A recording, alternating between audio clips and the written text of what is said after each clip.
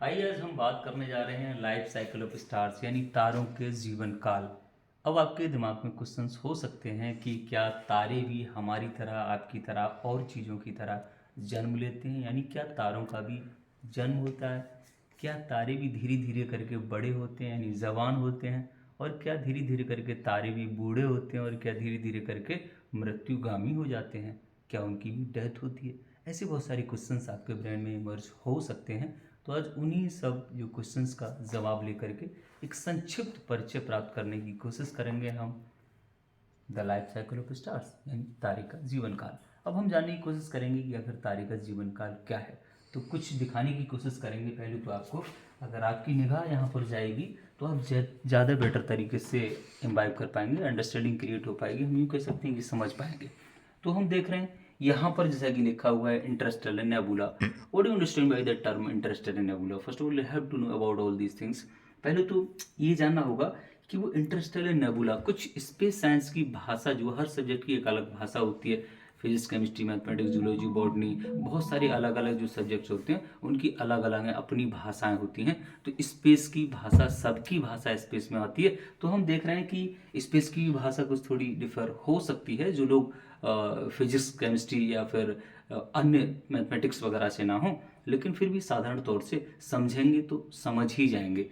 तो हम देखते हैं कि इसका मतलब है स्टर नेबुला यानी इंटरस्टेलर नेबुला, अंतः तारकीय पदार्थ। अब ये अंतः तारकीय पदार्थ क्या है आपको फिर भी लग सकता है कि इसका अगर हम शुद्ध हिंदी रूपांतरण भी कर दें, बावजूद उसके आपको लगेगा कि एक्चुअल में ये तो कुछ अनोखी चीज़ है। ये क्या है? ये वर्ड आपके सामने हो सकता है कुछ लोगों के सामने पहली दफ़ा आ रहा हो, कुछ लोगों ने सुना हो। तो है क्या?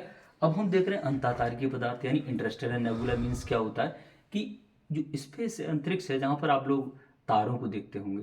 तो रात में आपने कभी तारों को देखा होगा या ना देखा हो कभी, तो आज रात में देख लीजिएगा आप तारों को। आप देखेंगे कि कुछ पैटर्न नज़र आते हैं तारों को, कुछ शेप एंड साइज नज़र आती हैं, कुछ बड़े नज़र आते हैं, कुछ छोटे नज़र आते हैं, कुछ ज़्यादा चमकदार, कुछ कम चमकदार, कुछ मीडियम चमकदार। तो कुछ तारे एक यहाँ एक वहाँ ऐसे ऐसे जगह जगह आकाश में बुने हुए नज़र आते हैं आपको। तो आप देख रहे होंगे एक स्टार जो आपको बड़ा लग रहा है वो ज़्यादा चमकदार लग रहा है, और एक स्टार जो छोटा है वो कम चमकदार लग रहा है। लेकिन इन दोनों में भी ऐसा नहीं है कि प्लेन सरफेस पर है। एक तारा जो यहाँ दिखाई दे रहा है, दूसरा यहाँ है, इससे अरबों लाइट ईयर की दूरी पर है।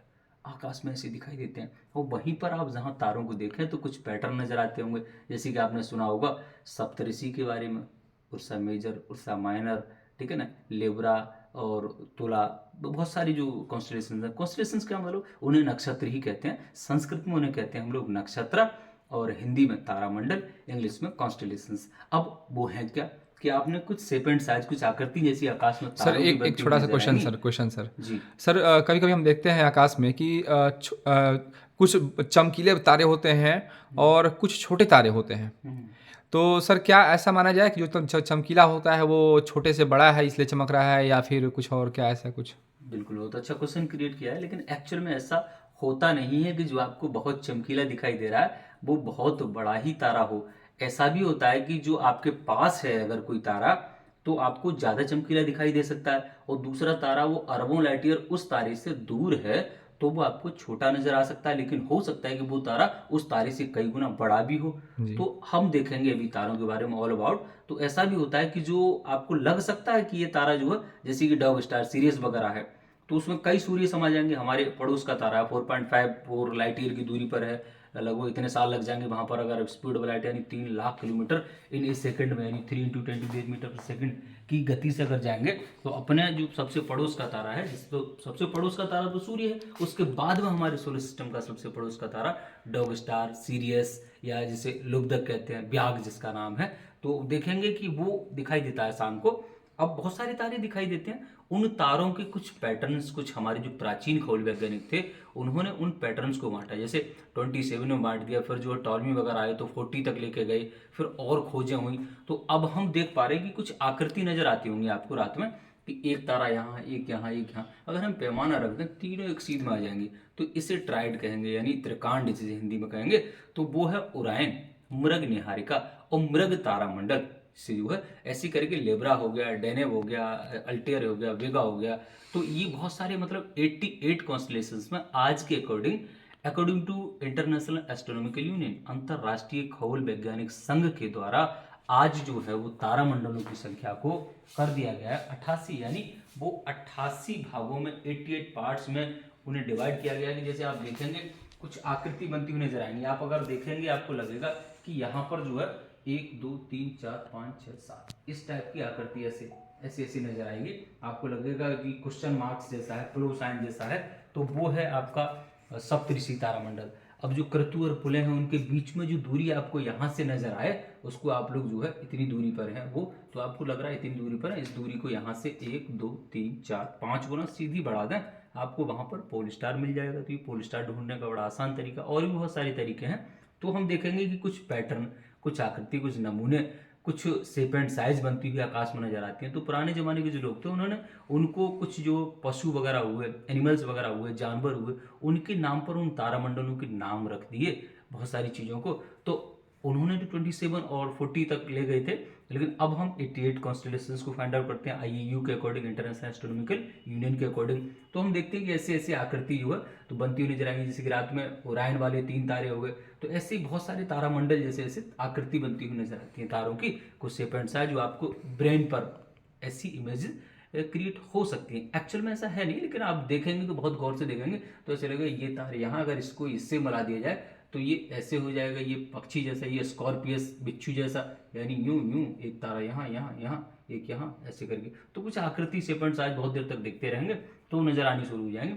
उन्हें ही कहते हैं अंग्रेजी में कॉन्स्टेलेशंस, हिंदी में कहेंगे तारामंडल, और संस्कृत में जिन्हें कहते हैं नक्षत्र। तो हम देखेंगे अब हैं तो वो सब तारे, रात में आप जो देखते हैं वो सब तारे नहीं है। Everything that glitters is not gold, हर पीली चमकने वाली चीजें सोना तो नहीं हो जाती, ये सोना तो नहीं। राइट। गुड। अब होता क्या है कि हम देख रहे हैं कि रात में जो देख रहे हैं उनमें बहुत सारे प्लैनेट्स भी दिखाई देते हैं आपको।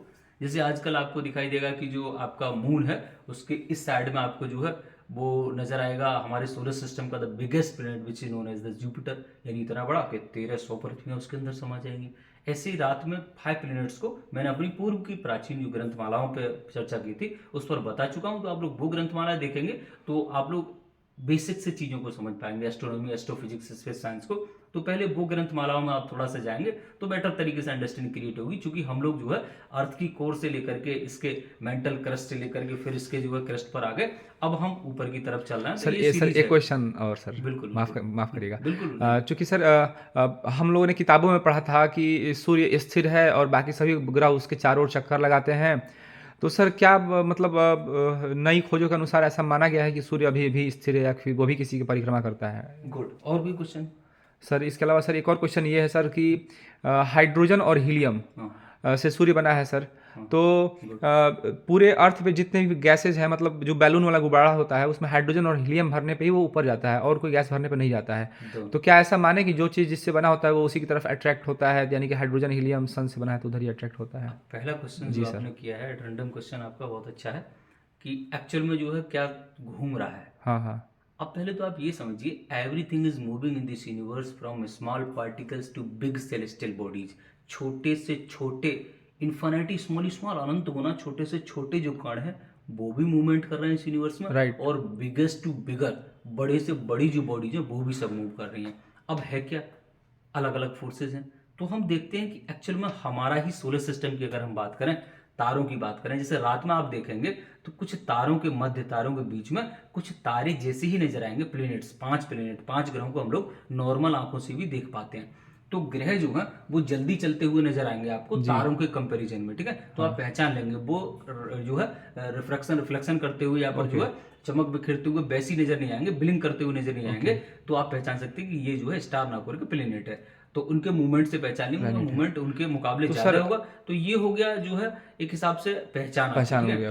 अब आप कह रहे हैं हमारे सोलर सिस्टम, तो पूरा सोलर सिस्टम जिसमें जो है हजारों से ज्यादा, लाखों बॉडी है, छोटी से लेकर के बड़ी, चाहे वो ग्रह हो, एक हमारा तारा सूर्य। अब हमारा तारा जो सूर्य है बीचों सॉरी सर एक्चुअली सर एक स्टूडेंट माइंड है सर, तो क्वेश्चन आ रहा है। मुझे पहले एक का जवाब दे लेने दीजिए और दोनों के जवाब देता हूँ एक ही साथ जो है, उसके बाद अगला क्वेश्चन रहेगा। है क्या कि जैसे हमारा ये सोलर सिस्टम है ये इलिप्टिकल वे में है, दीर्घवृत्ताकार अंडाकार शेप में है। अब इसके यूं कह लीजिए बीचों बीच में आपका सन है, और सन जो है वो इसकी ग्रेविटी जो है वो इतनी है कि मान लीजिए 99.99% में अकेला सूर्य, बाकी में पूरा सोलर सिस्टम की बॉडी, चाहे उनमें आपका बुध शुक्र पृथ्वी मंगल बृहस्पति शनि अरुण वरुण ये प्लेनेट्स हों, और फिर चाहे सोलर सिस्टम के छोटे ग्रह जिन्हें आप जो है प्लेनेटेसिमल्स कहते हैं, एस्ट्रॉयड हों, धूमकेतु वगैरह हों, ठीक है ना, और आपके मीटियोर्स वगैरह हों, वो सारा तो सोलर सिस्टम में भरा हुआ है। तो वो सब और बराबर सूर्य यूं कह सकते हैं, तब भी जो है वो 99.99% में ज्यादा है। तो क्या हो रहा है, उसकी जो ग्रेविटी के कारण, गुरुत्वाकर्षण बल जिसे कहते हैं, तो ग्रेविटेशन फोर्सेस के कारण वो क्या हो रहा है कि वो इस स्पेस टाइम फैब्रिक में, जैसे कि मैंने पहले बताया, जो फैब्रिक है उसमें सबसे ज्यादा बेंड पैदा कर रहा है। उस बेंड के कारण बाकी चीजें जो है वो ऐसे ऐसे करके मूव कर रही हैं, अपनी एक्सिस पर तो घूम रही हैं, और इलेप्टिकल में दीर्घवृत्ताकार में अंडाकार शेप में ऐसे ऐसे मूव कर रही हैं अपनी अपनी ऑर्बिट में, अपनी चलने की कक्षा में। अब ये पूरे सोलर सिस्टम में हर बॉडी की, चाहे वो बुध हो, शुक्र हो, पृथ्वी, मंगल, बृहस्पति, शनि, अरुण, वरुण, या फिर हम यूं कहें कि जो भी बॉडीज हैं सोलर सिस्टम में, उनकी सबकी अपनी अलग अलग रैंडम मोशन है, गतियां अलग अलग हैं। जैसे कि पृथ्वी की अगर हम देखें तो वो निकल के आता है कि 23 घंटा 56 मिनट 4 सेकंड में जो है अपने एक्सिस पर घूम रही है, और 28 किलोमीटर 5 सेकंड में सूर्य के चारों तरफ ऐसे जो घूम, दो गति होगी, तीसरी लट्टू जैसी गति भी है उसकी, ठीक है ना। अब जैसे कि 365 दिन में 366 दिन में पृथ्वी का वर्ष पूरा हो रहा, दूसरा जो है 88 दिन में मंगल ग्रह पूरा कर दे रहा है, लेकिन अपनी एक्सिस पर जो है बहुत स्लो घूम रहा है। तो सबकी अलग अलग रोटेशन और रिवोल्यूशन हुई, ठीक है, वो ग्रेविटेशन फोर्सेस के कारण। अब हम क्या है कि जैसे हम देख रहे हैं कि ये पूरा सोलर सिस्टम में सब बॉडी तो ऐसे ऐसे सूर्य के चारों तरफ घूम ही रही है, राइट। पूरा सूर्य सारी बॉडी को लेकर के हाँ 250 किलोमीटर प्रति सेकंड की स्पीड से गैलेक्सी का चक्कर लगा रहा है, जिसे गैलेक्टिक ईयर कहते हैं। Galactic year. और जो है वो यूं समझिए 250 मिलियन जो है ईयर में एक चक्कर पूरा करता है, यानी 25 करोड़ साल में लगभग एक चक्कर पूरा करता है। तो जब से हमारा सोलर सिस्टम बना है, सोलर सिस्टम को निकल के आ रहा है कि आफ्टर बिफोर 4.5 बिलियन, 4.5 अरब साल पहले बना है, ठीक है ना, राइट। तो और पृथ्वी जो बना है और मानव सभ्यता का जो प्रादुर्भाव हुआ है, तो ऐसे निकल के आ रहा है कि जो है वो लगभग 20 लाख साल पहले मानव सभ्यताओं का ये जो फॉर्म दिखाई दे रहा है, इसका प्रादुर्भाव हुआ है, होमोसेपियंस वगैरह बने।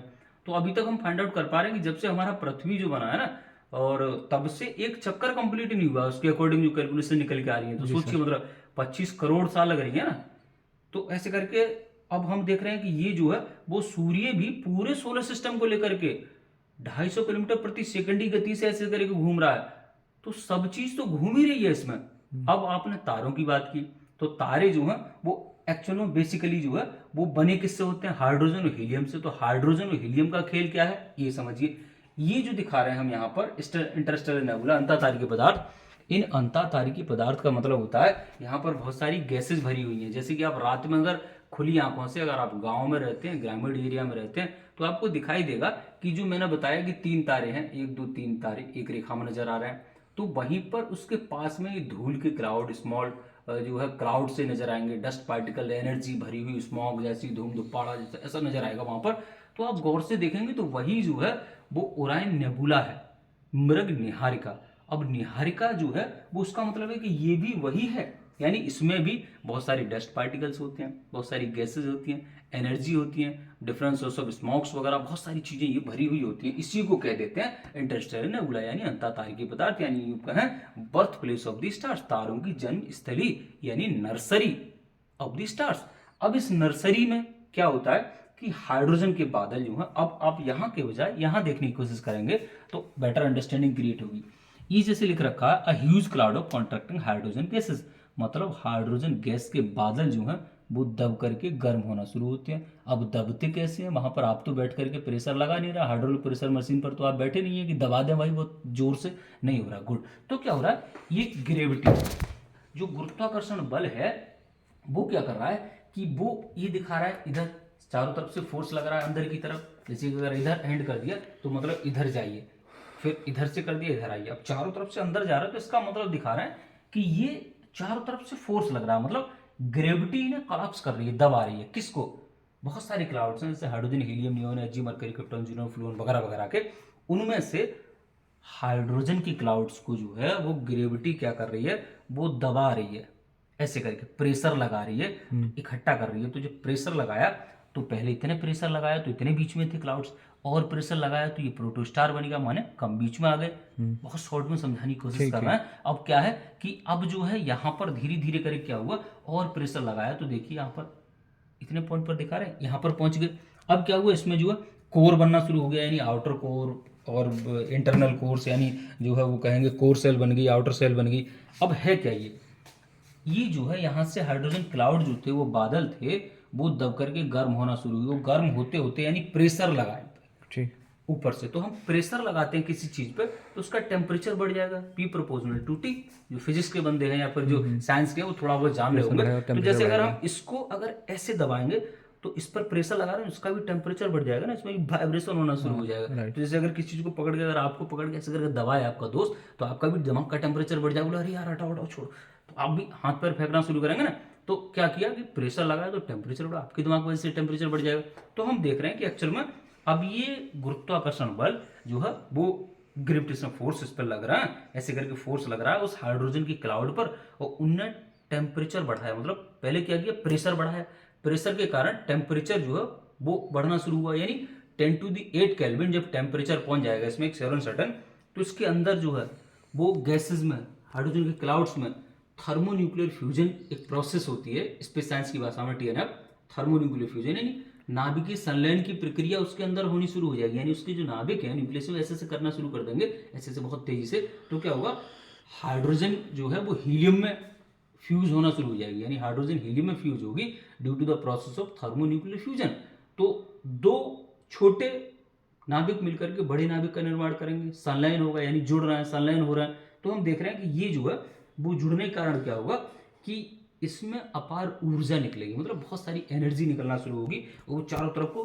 तो एक फोर्स तो इस पर बाहर से फोर्स लगा रहा है जो है ग्रेविटी, इसको दबाने की कोशिश कर रहा है। दूसरा इंटरनल प्रेशर के कारण जो बाहर को धक्का लगा रहा है ऐसे ऐसे करके बहुत तेजी से, प्रेशर जो है आउटवर्ड फोर्स जैसे कहेंगे।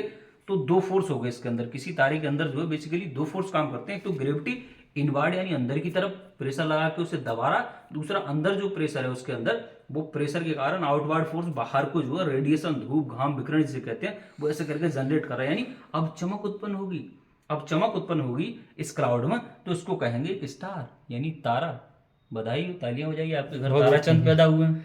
तो ये है तारे का जो है जन्म। अब एक जन्म हो गया, अब जन्म होने के बाद में अब ये जवानी पर आ गए, तो जो है क्या करेंगे कि बेसिकली तारे हैं क्या, हाइड्रोजन गैसेस की big ball of gases that's known as the star as well. अब जो है वो लेयर बाई लेयर तारों पर बहुत सारी परतें होती हैं। अब क्या होगा, धीरे करे करे देख रहे हैं हम लोग, कोर्स की स्ट्रिंग्स होना शुरू होती है। मतलब जब ग्रेविटी वीक होती है तो बाउंड नहीं कर पाती। जैसे कि आपने एक रस्सी ले ली, आपने इधर पकड़ ली, एक ने इधर पकड़ ली, बराबर फोर्सेस से खींच रहे हैं, तो ना इधर वाला गिरेगा ना इधर वाला। अगर इधर वाले ने ढीला किया तो इधर वाला ढह जाएगा, इधर वाले ने ढीला किया इधर वाला गिर जाएगा। तो इसके अंदर जो दोनों फोर्सेस जो है वो इक्विलिब्रियम में रहते हैं, यानी संतुलन, बैलेंस में रहते हैं, तब तक कोई भी स्टार बना रहता है। फिर क्या होता है, अगर दोनों में से एक भी फोर्स गड़बड़ाया यानी कम हुआ, यानी यूं कहें ग्रेविटी वीक हुई, तो क्या होगा कि वो जो है वो जो बाहर से प्रेशर लगा रही थी ग्रेविटी वो वीक हो जाएगी, तो तारे की परतें हैं वो खुलना शुरू हो जाएंगी। यानी ऐसे ऐसे करके और दूर दूर तक रेडिएशन, धूप घाम विकिरण और ज़्यादा बढ़ना शुरू हो जाएगा। अब क्या होगा, यानी कोर स्ट्रिंग्स होना शुरू होगी इसकी, और आउटर सेल एक्सपेंड होना शुरू होगी, बाह्य कोश यानी फूलना शुरू कर देगा। तो क्या होगा, फूल जाएगा, उसे कहेंगे रेड जायंट, लाल दानव हो गया, मतलब वो डेमन हो गया। अब हमारा सूर्य, ये सूर्य की ही प्रोसेस है जो मैं बता रहा हूँ। अब देख रहे हैं हम लोग कि वो रेड जायंट में कन्वर्ट हो गया, लाल दानव बन गया, डेमन। मतलब अब दानव का मतलब क्या हुआ, दानव का मतलब खा जाएगा। यानी यूं कहें कि जैसे हमारे सोलर सिस्टम में ये सूर्य रहा बीच में, अब इसके पड़ोस में बुध, फिर शुक्र, पृथ्वी, मंगल, बृहस्पति, शनि, अरुण, वरुण। तो हमारे सोलर सिस्टम में हम लोग जो है दूसरी जगह पर तो पाए नहीं जाते हैं।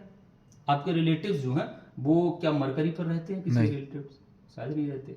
अच्छा, फिर हो सकता है वीनस पर रहते हैं, अच्छा वहां भी नहीं रहते।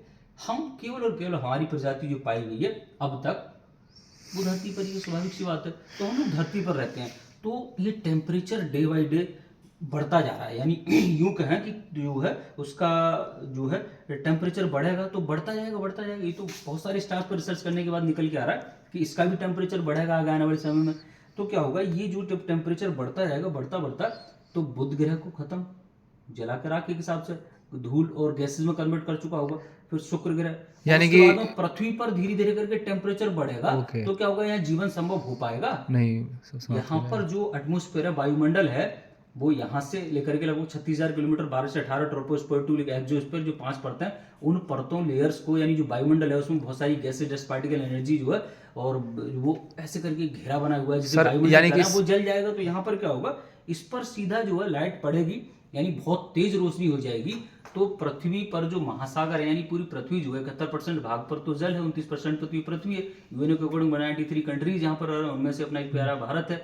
तो क्या यहाँ पर आगे आने वाले समय में जब टेम्परेचर लगभग जो है इसका, अभी जो टेम्परेचर हमें प्राप्त हो रहा है सूर्य का 15 मिलियन डिग्री सेल्सियस का, आते आते बाहर तक 45 to 55 डिग्री सेल्सियस यहाँ धरती पर जा पा रहा है, तब तो आप लोग इतनी गर्मी हो जाती है, बहुत सारे जो है एसी वगैरह लगा लेते हैं, दिमाग लगाना शुरू कर देते हैं, अपने आप को एडजस्ट करना शुरू करते हैं। अगर आप अपने आप को एडजस्ट ना करेंगे तो खत्म हो चुकी होती है अब तक मानव सभ्यता, कब की खत्म होगी। तमाम प्रकार की प्रजातियां आई, खत्म हो गई, होती रहेंगी। It's a process of universe, it's the process of going on. ये तो जारी है और ये चलता रहेगा अनंत काल, अनवरत काल तक। Nobody knows what is the final fate of the universe as well.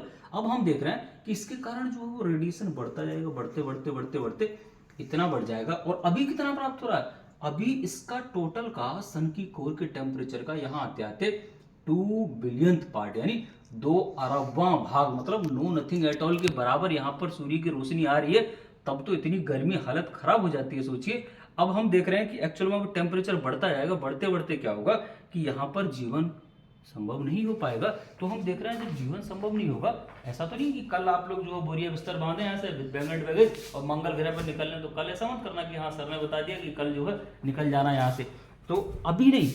Sir जो है 10 बिलियन ईयर्स, यानी लगभग अभी जो है अप्रोक्स 3.6 बिलियन ईयर्स जो है वो लगेंगे, और इस पूरी प्रोसेस में 10 बिलियन ईयर्स लगते हैं। तो हम देख रहे हैं कि रेड जायंट में कन्वर्ट हुए लाल दानव होते होते यहाँ पर जीवन संभव नहीं हो पाएगा। तो इसीलिए पूरी दुनिया के बर्ड साइंटिफिक कम्युनिटी, विश्व वैज्ञानिक समुदाय जो है वो खोज रहा है कि कहाँ पर और जो है एक्सोप्लैनेट्स, यानी पृथ्वी सदृश संरचनाएं ग्रह हमें प्राप्त हो, तो उन ग्रहों पर जो है अभी जीवन की संभावनाएं तलाशी जा रही है। उनमें से हम लोग देख रहे हैं मार्स को टेराफॉर्मिंग। सर सूर्य, क्या हम सूर्य को इसी कंपेरिजन कर सकते हैं? सूर्य ही है, ये सूर्य यहाँ है और यहाँ तो जा सर रहा क्या ये बाद में ऐसे होगा ये? हाँ वही है पूरा। अब रेड जायंट में कन्वर्ट होने के बाद में व्हाइट ड्वार्फ यानी सफेद बोना बन जाएगा, ये देख रहे हैं। और उसके बाद में जो है ब्लैक ड्वार्फ, यानी इसके अंदर से पूरी तरह से थर्मोन्यूक्लियर फ्यूजन जो प्रोसेस है वो रुक जाएगी। तो क्या होगा, ये व्हाइट ड्वार्फ जो है वो ब्लैक ड्वार्फ में कन्वर्ट हो जाएगा, यानी इसके अंदर प्रक्रिया रुक गई, और फिर ये कोल्ड डार्क लंबा बन के ठंडे पदार्थों में विलीन हो गया। अब ये क्या होगा, यहाँ पर पूरी तरह से जो है ये यूं कहें कि आपका जो है भारी तत्वों में, जैसे कि आप लोग देखें Fe वगैरह में कन्वर्ट हो चुका होगा, लौह तत्व में कन्वर्ट होने के हिसाब से, तो इसके अंदर थर्मोन्यूक्लियर फ्यूजन रुक जाएगा। तो हम देख रहे हैं एक संपूर्ण स्टार का जीवन काल, लाइक आर्स, हमारे सूर्य जैसे तारे, वहां से स्टार्ट होकर के जाते जाते और यहाँ पर पूरी तरह से गर्मी शांत हो गई। तो ये 10 बिलियन यानी 10 अरब साल जीवन ही समाप्त हो जाएगा पृथ्वी पर। हाँ स्वाभाविक बात है, हमेशा हमेशा के लिए जीवन तो कहीं नहीं होता है ना। आप क्या हमेशा हमेशा जिएंगे? 5 अरब साल जिएंगे आप, 10 अरब साल जिएंगे, स्वाभाविक बात है। It's a process of universe in itself going on, पुनरपि जननम पुनरपि मरणम, रीबर्थ एंड डेथ। अब हम देख रहे हैं सर क्वेश्चन सर, हाँ क्वेश्चन लीजिए सर। अब मेरा क्वेश्चन सर ये आया, जैसे मैंने आपसे पूछा कि सूर्य जो है हमारा वो भी मतलब उसको लोग मानते थे कि वो स्थिर है, लेकिन अभी आपने बताया कि सूर्य जो है नहीं, वो भी सभी अपनी सेलेस्टियल बॉडीज के साथ मूव करता है।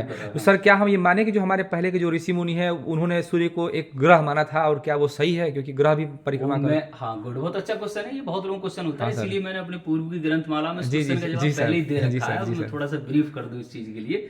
देखिए है क्या, हमारे जो प्राचीन खगोल वैज्ञानिक है, जो व्यक्ति लोग इस धरती पर हजारों साल पहले आज से हमसे रहा करते थे, वो लोग भी आकाश की तरफ जिज्ञासा बस निहारते थे, जैसे कि आज हम और आप देखते हैं। तो वो 5 प्लैनेट्स को नेक आई से देखते थे, उन्हें आज आप भी देख सकते हैं। तो उन्होंने 5 ग्रहों में कौन कौन से ग्रहों को देखा जिन्हें आप भी देख सकते हैं। मैं बता चुका हूँ कि आप लोग शनि ग्रह को यूं ही देख सकते हैं, ठीक है ना, बृहस्पति ग्रह को यूं ही देख सकते हैं, मंगल ग्रह को यूं ही देख सकते हैं, ठीक है ना, वीनस यानी शुक्र ग्रह को यूं ही देख सकते हैं, ठीक है ना, और जो है आपका मरकरी बुध ग्रह को आप लोग बहुत गौर करने पर यूं ही देख सकते हो। ये 5 प्लैनेट्स को तो आप लोग आज भी देख सकते हैं। ग्रामीण इलाके में रहते हैं, अंधेरा एरिया है थोड़ा सा, मतलब डार्क जोन्स वगैरह है, वहां से आप लोग देख सकते हैं बढ़िया सा, वही वो देखते थे। तो ये 5 तो ग्रह हो गए, इनको प्लैनेट्स माना गया, ठीक है।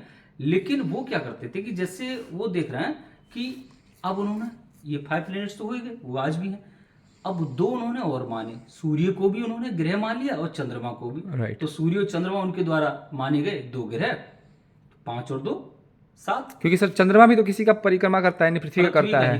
जी जी, तो सूर्य भी किसी नेचुरल सैटेलाइट है, प्राकृतिक उपग्रह है। तो हम देख रहे हैं कि उनके द्वारा जो माने गए थे वो 5 तो ये हो गए, और 2 उन्होंने सूर्य को भी ग्रह मान लिया था और चंद्रमा को भी, तो 7 हो गए। 2 राहु और केतु मान लिए थे। सर वो कौन से है सर, ये भी मुझे नहीं समझ आता है। इमेजिनरी पॉइंट्स हैं उनके अकॉर्डिंग, स्पेस में जो है जैसे उन्हें नोड कह सकते हैं एक हिसाब से, आपका पास का बिंदु, दूर का बिंदु, एपोजी पेरिजी के तौर पर। तो उनके द्वारा जो है वो 5 + 2 7 + 2 9। तो उनके अकॉर्डिंग 9 प्लेनेट्स थे। लेकिन अब हम जान चुके हैं कि हमारा जो सूर्य है, अब सर हम 80 उससे प्लेनेट है पूछते सर, नहीं, 80 प्लेनेट अब साइंटिस्ट मान रहे हैं सर ना, 80 प्लेनेट अब। हाँ, हम बताते हैं प्लेनेट्स की क्या परिभाषा होती है, क्यों प्लेनेट्स को प्लेनेट्स कहा जाता है, स्टार को स्टार, या किसी बॉडी को अनदर बॉडी को। जैसे आप हैं तो आपको आप ही कहा जाएगा, दूसरे को दूसरा। जी तो उनकी कुछ क्लासिफिकेशन होती है, कुछ वर्गीकरण, कुछ जो है उनकी क्वालिटीज होती है, उनके आधार पर उनका बांटा जाता है, डिवाइड किया जाता है। तो हम देख रहे हैं कि अब हम जान चुके हैं कि हमारा जो सूर्य है वो दरअसल एक ग्रह ना होकर के एक छोटा मध्यम प्रकार का मिड साइज एवरेज स्टार ही है। और जो रात में देखते हैं वो भी बहुत सारे स्टार्स हैं, उनमें बहुत सारे प्लैनेट्स भी छुपे पड़े हैं, बहुत सारे अंतरिक्ष में तमाम चीजें हैं, छोटे से बड़े।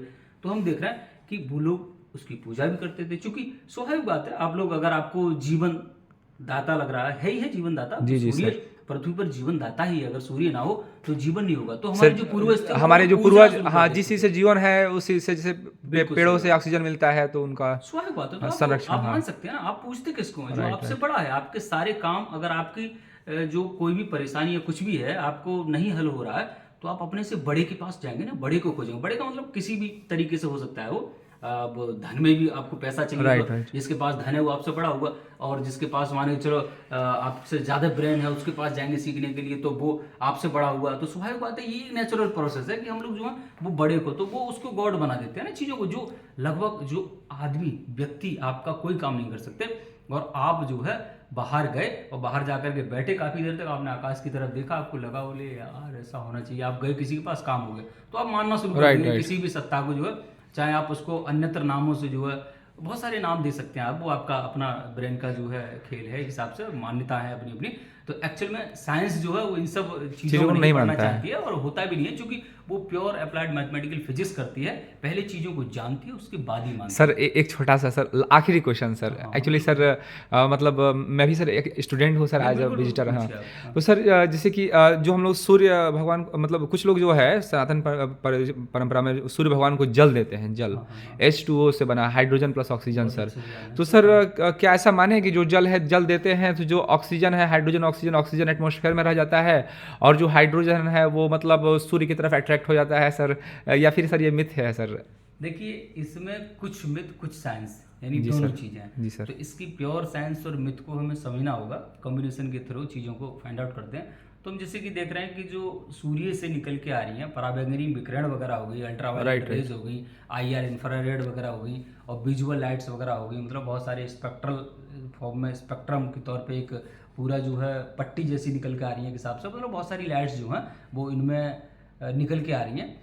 तो वो हमें यहाँ पर सूर्य की रोशनी के तौर पे दिखाई देती है, तो इसके कारण ही जीवन संभव हो पाया। तो पुराने जमाने के लोग जो थे वो उससे देवता मान लेते थे, चाहे वो इजिप्शियंस हों, ठीक है ना, सुमेरियंस वगैरह हों, चाइनीज वगैरह हों, उत्तरी ध्रुव के निवासी हों, और फिर चाहे यूं कहें कि अपने इंडियंस वगैरह हों। तो ये मैथोलॉजिकल सिस्टम जो है वो यूं बन गया ब्रेन के अकॉर्डिंग कि ये जीवन दाता है। आज सच में सूर्य जीवन दाता है, हम लोग भी इस चीज को समझना चाहिए कि सच में जीवन दाता है। लेकिन आज हम उनकी केवल और केवल पूजा ही नहीं करते, उनके स्ट्रक्चर्स, फीचर्स, इंटरनल आउटरनल संरचनाओं को जानना, समझना, पढ़ना, परखना, स्टडी करना, अध्ययन करना, उनका जो है इम्बाइब करते हैं, और उन्हें एक अच्छे तरीके से सीखना, समझना चाहते हैं कि आखिर एक्चुअल में ये है क्या, कैसे बना, क्या क्या होगा इसके साथ में। तो ये उनके अपने अपने हाइपोथेटिकली कॉन्सेप्ट थे, जिनसे बहुत सारी चीजें जन्म लेती गई। तो हम देख रहे हैं कि जैसे अगर आप ऐसे करके उतार रहे हैं, जैसे यूं कहें कि आप किसी पात्र में लेकर के या वेसल में ऐसे करके अगर चढ़ा रहे हैं आप लोग,